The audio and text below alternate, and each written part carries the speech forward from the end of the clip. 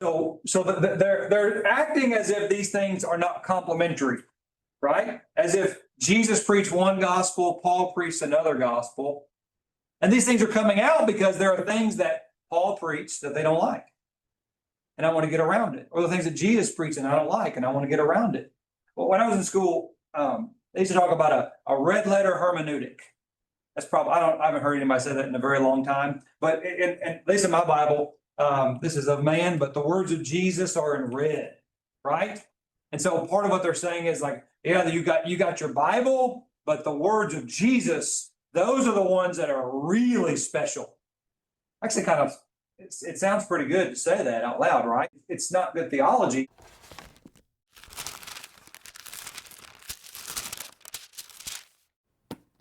But like, man, I don't know about you, but I'm just going to stick with the words of Jesus.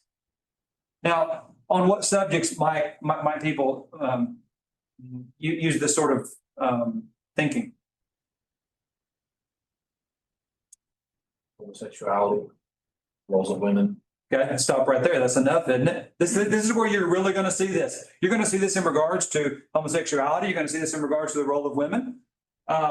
1 Timothy, Romans 1, those are the passages that we're going to think about, where Paul explicitly says in 1 Timothy chapter 2, a woman not to teach or have authority over a man, right? Bases it in creation. There's no misunderstanding of what he says there. Romans 1, he talks about the natural use of the man and the woman and the unnatural use of the man and the woman. Homosexual people that say that the Bible doesn't talk about homosexuality, I don't know what they're reading. Okay, because it's without giving us a picture, which I don't want. Romans 1 is pretty explicit, right? But sometimes when you start to talk about those issues, and maybe you quote those scriptures and say, well, that's Paul. But Jesus never talked about those things. Now, that would be an error, but Jesus doesn't talk explicitly about those things in the way that Paul does. I can grant that, right?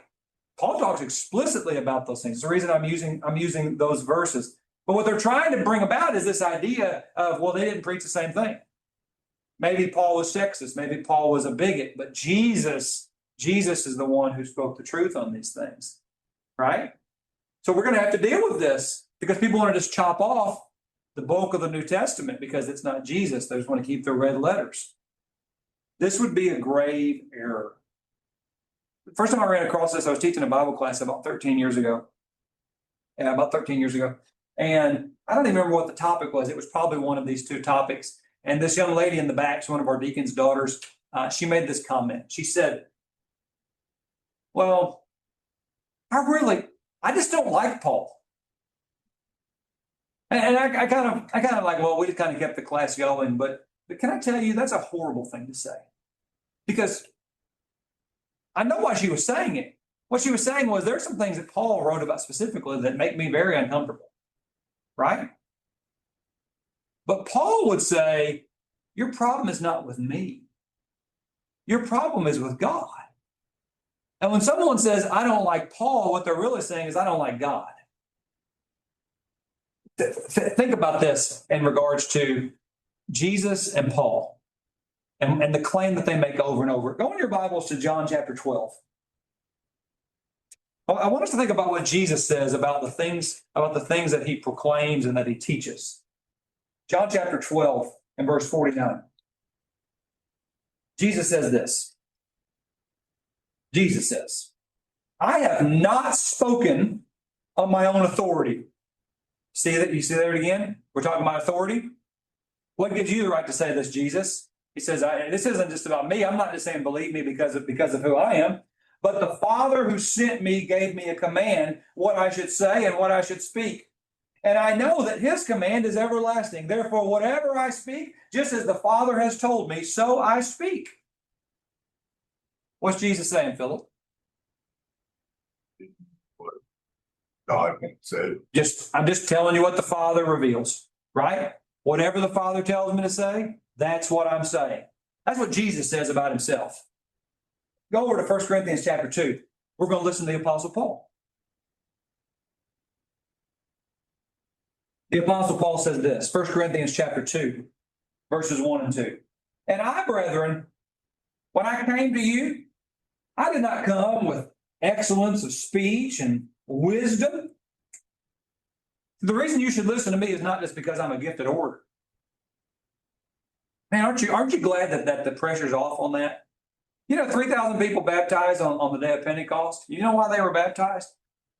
It wasn't because Peter was the greatest preacher there ever had been. I don't really know what kind of preacher Peter was. I mean, I don't. I'd love to hear it, right? But they weren't converted just because he preached the world's greatest sermon. You ever feel that weight sometimes? Like, I got to preach the greatest sermon? I do. I mean, I feel that sometimes. And I'm not saying it's always bad to feel that, but listen, that's a burden you can't bear. They were converted because of God, right? And the things that God was showing on that day. Paul says, when I came, it wasn't about excellence of speech, but rather I was declaring to you the testimony of God. Jesus says, everything I say is nothing more than what the Father's revealed to me. Paul says, everything that I say, where did I get that from? Got it from God. It's a bold statement, but it's a true statement, right? Is there a conflict? No, they're saying we're both speaking from the same source. Don't let people play this Jesus versus Paul thing. Paul didn't. For I determined, he says, for I determined not to know anything among you except what? Jesus Christ and him crucified. Did Paul think there was a conflict between his words and the words of Jesus? No. He says we get it from the same place. He's going to elaborate on that here in the book of Galatians. But I want you to see that because more and more we're running into that where people just don't want to accept what's there. People do the same thing, honestly, people do the same thing in regards to Jesus when it comes to passages like Matthew 19, right? We're like, well, I don't want to listen to that because I want to listen to what Paul says over here in 1 Corinthians 7, right? And what they're really saying is, well, I think I'm going to look at it and I'm just going to take the one that I want. So which one are you? Are you a Matthew 19 preacher, Zach? Or are you a 1 Corinthians 7 preacher? Which one are you? Yes. Yes, that's exactly right. Don't believe the lie that you're going to pick between the two. Some people pick between the two, right? But they both come from God. So does this make sense? Paul and Jesus are not contradicting one another. Ultimately, Paul is saying, my message, it came from God. It came from God. So when he starts off with this, Paul, an apostle, not from men nor through men, but through Jesus Christ and God the Father who raised him from the dead. You want to know why you should listen to me? Because I'm an apostle. Well, how'd that happen? Just like he had a good personality. People decided, I think we should make him our leader. We should listen to him. There was this process. No, he says, I'm an apostle because God anointed me as an apostle. That's why you should listen to me. Interesting. I don't know everything about who wrote the book of Hebrews, and I'll probably say Paul and the Hebrew writer interchangeably in my vocab. I don't know. But one thing that gives me pause is when you read the book of Hebrews and he talks about how he learned these things in Hebrews chapter 2. You can read it for yourself. Okay. Can I tell you that in Paul's writings, in particular in Galatians, he emphatically says, you want to know where I learned all this? I didn't learn it from nobody but God himself. It's a pretty bold statement. Where'd you go to school at?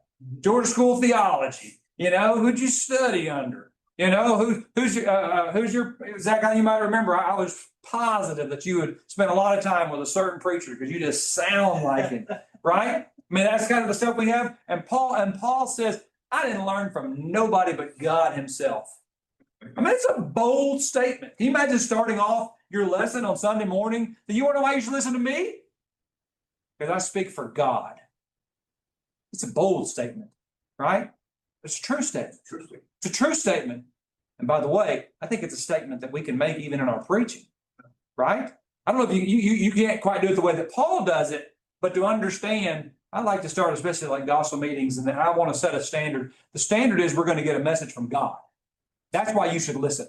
I can see Zach's wheels turning. Yeah, no, he's writing a sermon as we go, right? I mean, but good. That's the ultimate compliment. Man, I got 4 sermons out of that. But this is, why should you listen? You should listen because this came from God, right? And so I'm writing these things that have come from God the Father who raised him from the dead. I don't know what your view of God is, but I'm talking about the God who raised Jesus from the dead. The resurrection. The resurrection signifies something in the history of mankind, right? And what it signifies is the dawning of a new age. If you read in the prophets, Isaiah 26, Ezekiel 37, Daniel chapter 12, he talks about this time of the resurrection.